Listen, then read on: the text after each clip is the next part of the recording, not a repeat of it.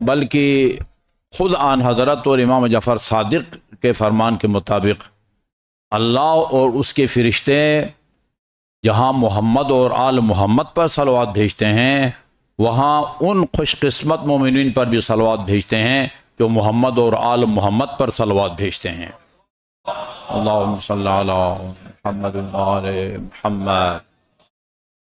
मुफस्सिर कुरान और मिल्लत के मोहसिन मुरब्बी शेख मोहसिन अली नजफ़ी रिज़वानुल्लाह ताला अलैह ने अपनी तफसीर अल कौसर में इसी सूरह अहज़ाब की आयत नंबर 56 की तफसीर में एक रिवायत नकल की है रसूल खुदा सल्लल्लाहु अलैहि वसल्लम की।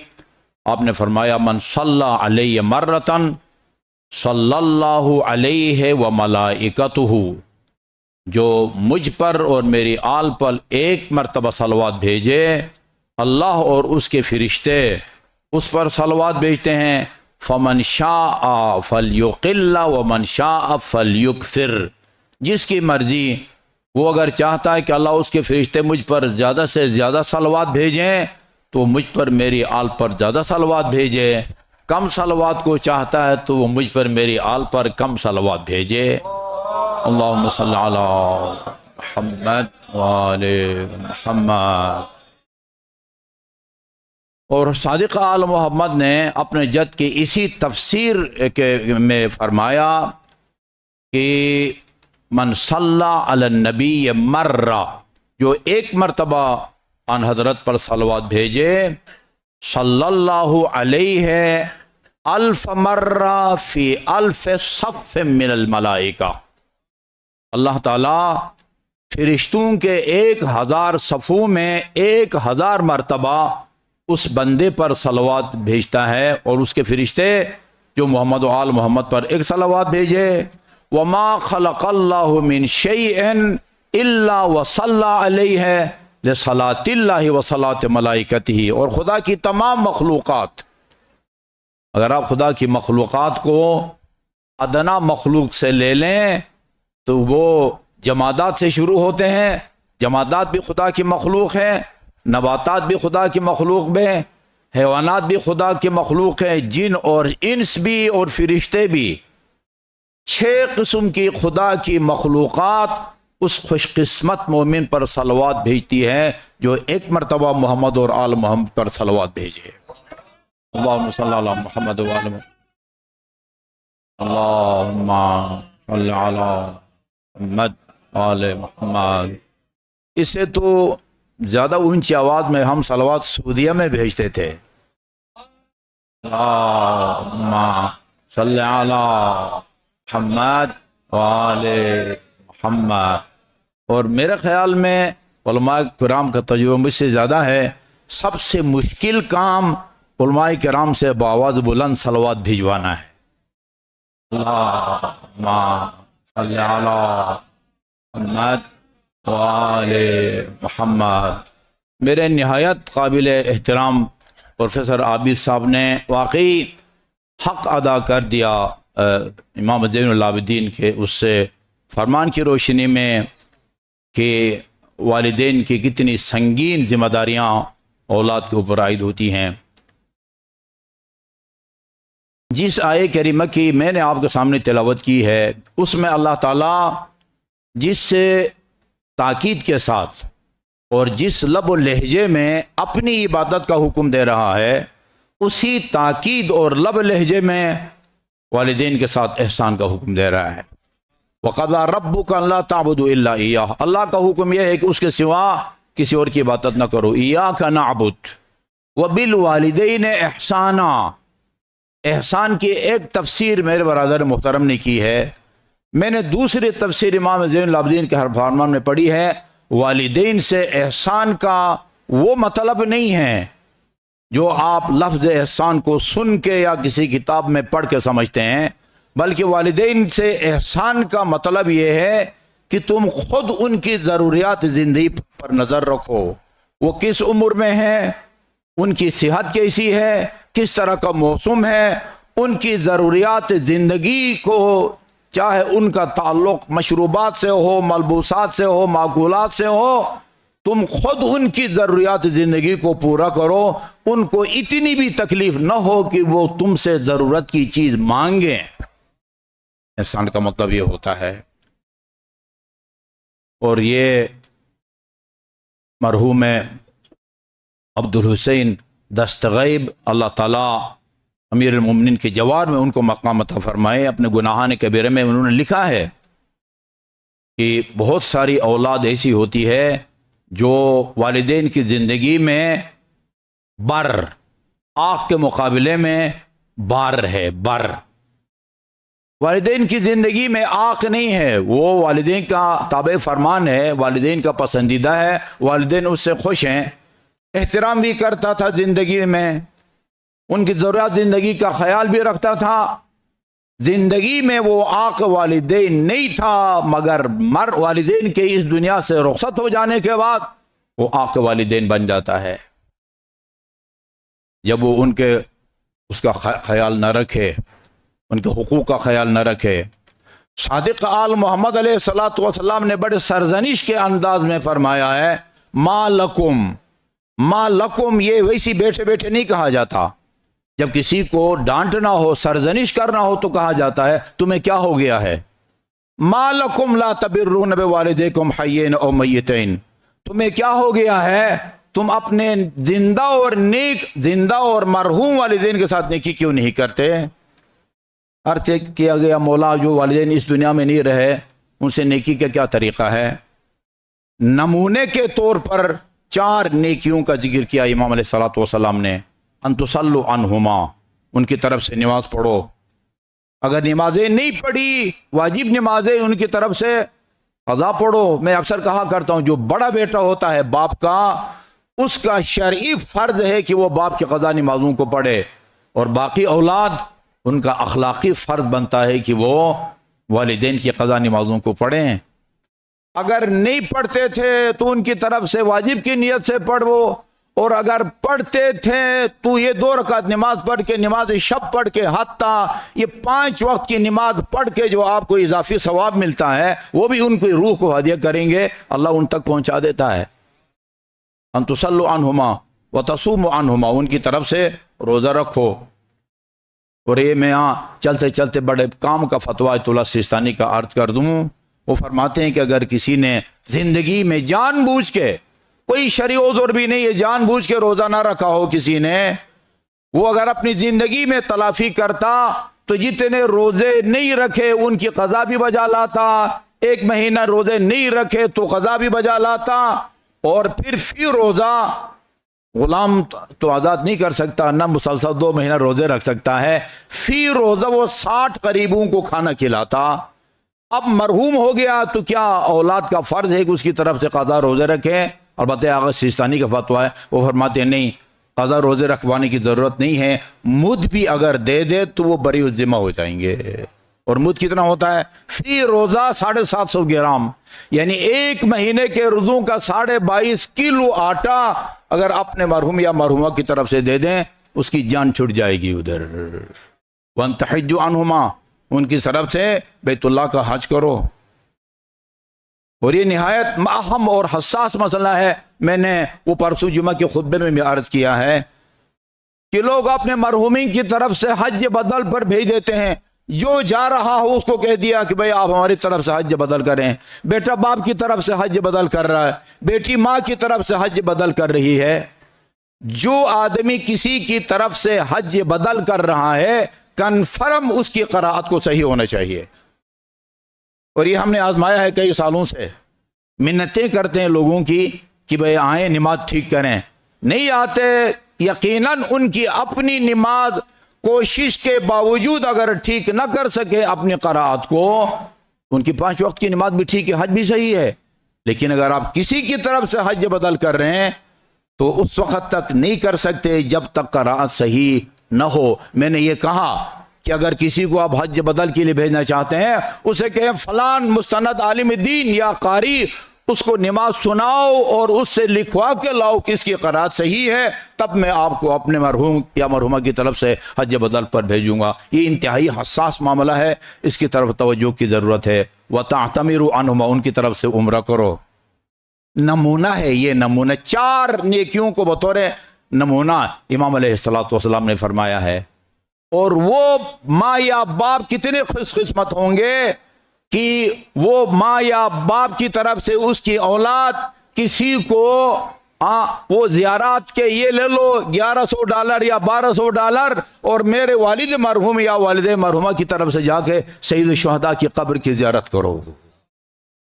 मैंने पढ़ा है ज़ियारत कामिल ज़ियारत के अंदर आखिर में फरमाया जो आदमी मेरे नवासे की कब्र की ज़ियारत करे आरिफन बिहक़्क़िही, बशर्ते कि उसके दिल में हुसैन की मारिफत हो, अल्लाह ताला उसको ऐसे मकबूल हज और 90 मकबूल हज और उम्रों का सवाब अता फरमाता है जो मैं रसूल की क़ियादत में अंजाम दिए गए हूँ। वालिदैन खुसूसन वालिदा, रिवायत आपने पढ़ी भी है और सुनी भी है। कल एक मुख्तसर 2 मिनट की क्लिप में रहबर शहीद की सुन रहा था। एक आदमी रसूल खुदा सल्लल्लाहु अलैहि वसल्लम से पूछता है बेमन अबर या रसूल अल्लाह, किसके साथ नेकी करूं? अल उम सुम्मा मन अल उम सुम्मा मन अल उम। चौथी दफा बाप का नाम लिया सरकार रिसालत ने। हाँ, 3 दफा मुसलसल कहा कि माँ के साथ नेकी करो, माँ के साथ नेकी करो और माँ के साथ नेकी करो। टाइम मेरे पास बिल्कुल ख़त्म हो गया है। मैंने 2-3 रिवायतें इस मरहुमा सईदानी के, आप कहें बेशक इसका नाम आप फ़ज़ाइल रखें, मैंने नोट की हैं। मैं इन रिवायात के ज़रिए मरहुमा की रूह को भी मुबारकबाद पेश करता हूँ और उनकी औलाद को भी, उन बेटियों को और बेटों को भी जो आखिर दम तक खुशी से, जैसा आप फरमा रहे थे, खुशी से अपनी माँ की खिदमत करते रहे। और हमें पता चलता था, हमारा ताल्लुक़ है इस ख़ानदान के साथ कि ज़िंदगी के आखिरी लम्हात में वो किस कर्ब के साथ वो ज़िंदगी के लम्हात गुजार रही थी। ये रिवायत मैंने नकल की है। इन्नल अब्दा लयकूनु लहू इंदल्लाहि दरजा, अल्लाह ताला ने अपने बाद बंदों के लिए बाद दरजात को, जन्नत में बाद दरजात को यानी देने का वो अहद फरमाया है। और इस दर्जे को किसी नमाज, रोज़ा, हज या और नेकी के ज़रिए इंसान हासिल नहीं कर सकता। ला यबलुहा इल्ला बिइल्लतिन, वो किसी बीमारी की तकलीफ को बर्दाश्त किए बगैर उस मंजिल तक नहीं पहुंच सकता। फयब्तली है फी जसदिही, अल्लाह ताला या उसको जिस्मानी बीमारी में मुब्तला कर देता है, या माली बीमारी में मुब्तला कर देता है, या औलाद की मुसीबत में मुब्तला कर देता है, जिसके नतीजे में वो उस दर्जा या मकाम तक पहुंचता है जिस मकाम को किसी और नेकी के ज़रिए इंसान हासिल नहीं कर सकता। सुम्मा यानी इस बीमारी, तवील बीमारी का उसको शिकार कर देता है। फिर सुम्मा युसब्बिरुहु अला ज़ालिका, फिर उस बीमारी पर सब्र की भी अल्लाह ताला उसको तौफीक देता है। जजा फजा नहीं करता, खुदाया तू ये किस मुसीबत में तूने मुझे डाल दिया है। ये सुम्मा युसब्बिरुहा, उसको सब्र की भी तौफीक अता फरमाता अल्लाह ताला, हत्ता युबल्लिगुहु इयाहा, सब्र बीमारी में मुब्तला कर देता है, फिर सब्र की भी तौफीक अता फरमाता है, फिर उस दर्जे तक पहुंचाता है अल्लाह ताला जो उसने उसके लिए मुकर्रर कर रखा हो। रिवायतें और भी हैं, सिर्फ आखिरी रिवायत अर्ज करूं और मसाइब के चंद जुमले। इज़ा मरिज़ल मोमिन, जाहिर है कोई भी बीमार, खुसूसन जो तवील अलालत में मुब्तला रहा हो, यही मरहुमा जाहिर है वो अपनी जवानी में जो कुरान की तिलावत कर सकती थी, वो अपनी जवानी में जिस तरह नमाज शब पढ़ सकती थी, वो अपनी जवानी में जिस तरह अपने हमसर या औलाद की खिदमत कर सकती थी, करती थी, इसी तरह उस बीमारी में तो नहीं कर सकती थी। अल्लाह ताला फरमाता है वो सेहत की ज़िंदगी में जो आमाल अंजाम देती थी, अब बीमारी की वजह से उन आमाल को अंजाम देने से कासिर है। उसके नामे आमाल में उन आमाल को लिखो जो वो सेहत की जिंदगी में अंजाम दिया करती थी। मैं मुबारकबाद पेश करता हूं उनकी उस औलाद को, जिंदगी में भी राजी रही और इस दुनिया से रुखसत होने के बाद भी उनसे राजी हैं। मैं इस वाक़े को पहले बयान करता था, मैं कहा करता था इस रिवायत का रावी जिंदा है क्योंकि शेख साहब जिंदा थे। अभी वो हस्ती हम में नहीं रही, उन्होंने खुद मुझे सुनाया, फरमाया कि मैं नजब से वापस आके सीधा सबसे पहले इस्लामाबाद में जामिया अहले बैत की तासीस की कोशिश शुरू की। उसके कुछ अरसे के बाद वालिदैन जो इस दुनिया से रुखसत हो गए थे, उनके कब्र के बैस कर दो, वो खरमंग का इलाका जहाँ उनके वालिदैन दफन है कब्रिस्तान में, दोनों की तारीख वफात में काफ़ी फासला था, जाहिर है फिर कब्रों में भी फासला ज़्यादा था। फरमा रहे थे कि वालिद साहब की कब्र पर गया, लेकिन वालिदा की कब्र पर मैं नहीं गया। दूर से फातिहा पढ़ के सिकरदो से इस्लामाबाद और इस्लामाबाद से कराची फेडरल बी एरिया में हमशीरा रहती थी, उनसे मिलने गया। मुलाकात के बाद खैरियत दरियाफ्त करने के बाद पहला सवाल हमशीरा ने यह किया कि भाईजान आप जब कब्रिस्तान जाते हैं तो वालिदा की कब्र पर नहीं जाते? मैंने कहा क्या हुआ? कहा कि वालिदा ने ख्वाब में मुझे बताया है आप कब्रिस्तान गए हैं, वालिद साहब की कब्र पर गए हैं, लेकिन वालिदा की कब्र पर नहीं गए। कल फोत हुए हों, 10 साल पहले फोत हुए हों, उनको पता चलता है वो इस जसद खाकी में उनकी रूह इतनी ताकतवर नहीं होती जितनी इस जसद खाकी से रिहाई मिलने के बाद वो ताकतवर होती है। वो हमारे आमाल, हमारे हरकत और सकनात से उनकी रूहें वो राजी रहती हैं। बस आखिरी चंद जुमले अर्ज करूँ मसाइब के। आइए उस शफीई रोज़ जज़ा की खिदमत में जाते हैं जिसने खुसूसी तौर पर अल्लाह से मांग के सिफात के इख्तियारात हासिल किए हैं। अपने बाबा के पास तशरीफ़ लाती हैं और फरमाती हैं बाबा आपने अली से मेरी शादी की, 500 दिरहम आपने हक महर रखा, मेरी शादी के बाद अब जो भी अरब अपनी बेटी की शादी करता 500 दिरहम हक महर रख रहा है। मैं रहमतुल लिल आलमीन की बेटी हूँ, इस कायनात की मखलूक़ात में सबसे अफजल मखलूक की बेटी हूँ, मेरा हक महर भी 500 दिरहम और आम अरब लड़कियों का हक महर भी 500 दिरहम, कोई फ़र्क होना चाहिए? फरमाते हैं रसूल खुदा बेटी अली से कहते हैं 500 और दे दे, 1000 दिरहम हो जाए। या अली से कहते हैं दिरहम दीनार के बजाय दीनार दे जो सोने का होता है। फरमाती है बाबा मैं हक महर के तौर पर कोई दिरहम दीनार कमाने नहीं आई, बल्कि मैं ये कहूँगी कि अली ने जो 500 दिरहम दिया है ना वो भी अली को वापस कर दें। फिर बेटी बाबा के पास क्या फरमाइश लेके आई हो? फरमाया मैं ये ख्वाहिश लेके आई हूँ आप खुदा की बारगाह में ये दुआ करें कि वो मुझे गुनाहगारों की शफाअत के इख्तियारात दे।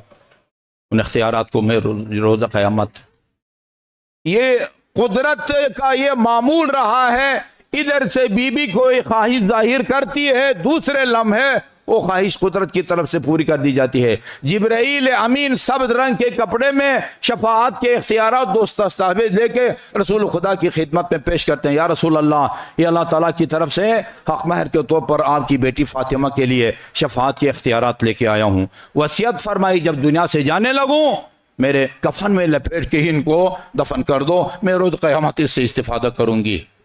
आइए सादिक आलम मोहम्मद की ज़ुबान मुबारक से सुनते हैं कहाँ और किस मौके पर इन इख्तियारात को इस्तेमाल करेंगी। आपने शायद ना सुना हो, मैंने खुद एयरवाई चैनल पर सिपाह सहाबा के सरपरस्त आला मौलवी लुधियानवी की ज़ुबान से ये रिवायत सुनी है, इज़ा कान यौमुल क़ियामा, जब क़यामत के दिन होगा ना मुनादी की आवाज़ आएगी, वो मुनादी जिब्रील होगा, या अहल महशर, महशर वालों गुज़्ज़ू अब्सारकुम, अपने निगाहों को नीचे रखो, वनक्किसू रूअसकुम, सरों को भी झुकाओ, क्यों किसके एहतराम में? फ़इन्न फ़ातिमत बिन्त मुहम्मद तजूज़ु अला सिरात, अभी थोड़ी देर में मोहम्मद मुस्तफ़ा की बेटी मैदान महशर से गुजर के पुल सिरात को अबूर करना चाहती हैं। अज़ादारों हमारी रिवायत कहती हैं 70,000 फरिश्तों ने उस नाका के रिकाबों को थामा होगा जिस पर दुख्तर पैगम्बर सवार होकर तशरीफ़ लाएंगी, लेकिन रिवायत कहती है हाथ खाली नहीं होंगे। वफ़ी यदिहा कमीसन मखज़ूबन बिदमिल हुसैन, हाथ में मजलूम बेटे का खून आलूद कुर्ता भी होगा। खुदा की बारगाह में फरियाद करेंगी, इलाही अंतल अदल व अंतल हकम, पालने वाले आज की अदालत का हाकिम काजी तू है, और हुकुम बैनी व बैन कातिल वलदी, मेरा फैसला और मेरे बेटे के कातिल का फैसला तू खुद फरमाना। दर जन्नत तक जाएंगी, जन्नत के दरवाजे खुले होंगे मगर दाखिल नहीं होंगी, अहल मशर की तरफ रुख करके खड़ी होंगी। अल्लाह की तरफ से आवाज आएगी, किस एहतराम से कुदरत मुखातिब है, यब्नत हबीबी, ए मेरे हबीब की दुख्तर नेक अख्तर, हमने तुम्हें जन्नत में जाने की इजाज़त दे दी, अभी किसकी इंतज़ार में खड़ी हैं? फरमाएंगे इलाही इन्नी उहिब्बु अन युअरफ़ क़द्री फ़ी मिस्ल हाज़ल यौम। पालने वाले फातिमा चाहती है आज कम अज कम अहल माशर समझे कि मोहम्मद की बेटी का खुदा की बारगाह में क्या मकाम व मंजिलत है। इजाज़त मिलेगी तल्तक़ितु शिअतहा कमा यल्तक़ितु तैर अल हब्ब अल जय्यद मिन अर्रदी। इस तरह चुन चुन के अपने साथ अपने पैरोकारों को शियों की जन्नत में लेके जाएंगी। जिस तरह एक परिंदे के सामने दाने डालें वो मगज़ वाले दाने को उठाता। अंदाज़ा लगाया आपने?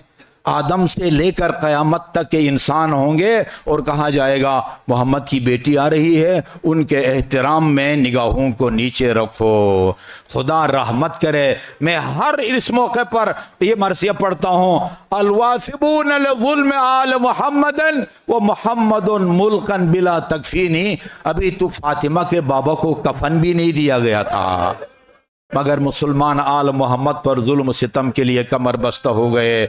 वह मुजम्मिअतबन अलल बैतिल्लज़ी, उस घर के दरवाजे पर आग और लकड़ियां लेके आए। लम यज्तमि अलैहि शम्लुद्दीनी, वो घर और घराना न होता आज इस्लाम का नाम और निशान न होता। जी अभी मेरे बरादर फरमा रहे थे, हाँ वो शायरी मैं सुना करता था। हाँ एक जालिम ने वो जसारत की रुखसार पर तमाचा मारा, मैं एतबार नहीं करता था, खुदा जानता है। उस दिन से मैंने एतबार किया और मसाइब में बयान कर रहा हूँ। जब से मैंने आयतुल्लाह मोहम्मद हुसैन कुंपानी का मरसिया पढ़ा, क़द जावज़ुल हद्द बिलत्मिल ख़द्दी, इन जालिमों ने दुख्तर पैगंबर की रुखसार पर तमाचा मार के जुल्म सितम की इंतहा कर दी। शल्लत यदुल उद्वान व तादी, काश ये हाथ हवा में खुश्क होता नापाक और दुख्तर पैगंबर के रुखसार तक न पहुंचता। और क्या सितम हुआ? वल कायदीन इमामुहुम बिनजादिही, अपने ही इमाम के गले में रसंद बांध के मसीह की तरफ कशा कशां ले गए। व तोहरू, और आपको पता है भी, आपने सुना, ये उस वक़्त की बात है अली की गिरफ्तारी जब दुख्तर पैगंबर के पहलू पर दरवाज़ा गिर चुका था।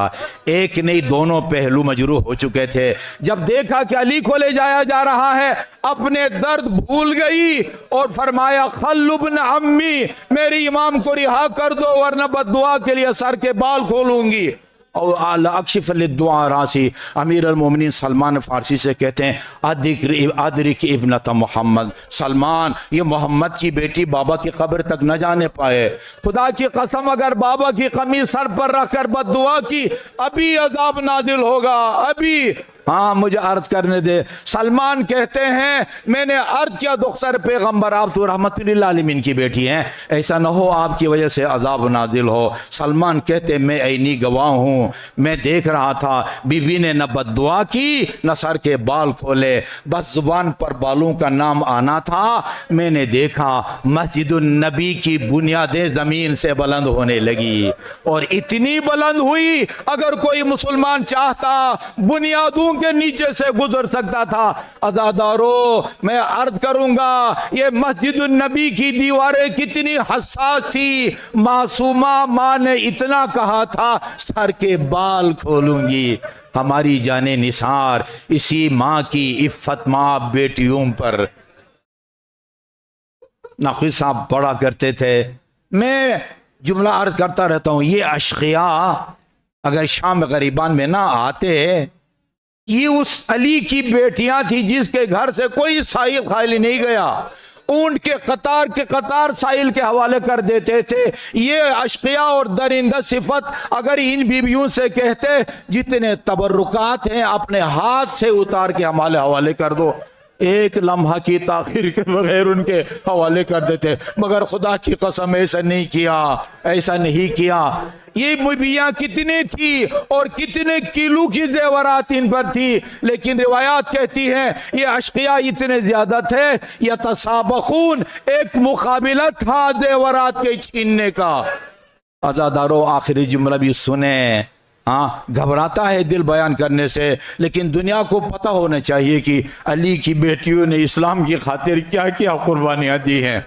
मुख्तार का जब इनकलाब आया ना तो उसका तरीक़ाकार ये था, पूछा जाता था गिरफ्तार करके मुजरिमीन से, तुमने क्या जुल्म किया है, जुल्म के मुताबिक उनको सजा दी जाती थी। इब्राहिम बिन मालिक अश्तर की अदालत में मलऊन अबजुर बिन काब की पेशी हुई। लहूफ ने भी इसको लिखा है, पूछा सच सच बता तूने करबला में क्या जुल्म सितम किया है। कसमें खाई मैंने किसी को शहीद नहीं किया, कहा किसी को तमाचा मारा हो, किसी का कोई तबरुक छीना हो। जुल्म इतना बड़ा था आज़ादारों कि उसके बाद अगर आसमान जमीन पर गिर जाता तो कोई ताजुब न होता। एक मरहल पर अली की बेटी ने कहा भी था, लई तस्मा अतदकदकत अलल अर्द, काश ये आसमान टुकड़े टुकड़े होकर जमीन पर गिर जाता। जब दबाव बढ़ा ना आज़ादारों, उसने कहा, बड़े लरजते लरजते बदन के साथ कहा, मैंने शाम गरीबान में खीमों में जाके अली की बड़ी बेटी की रिदा छीनी थी। जालिम, और तुमने क्या जुर्म ढाया?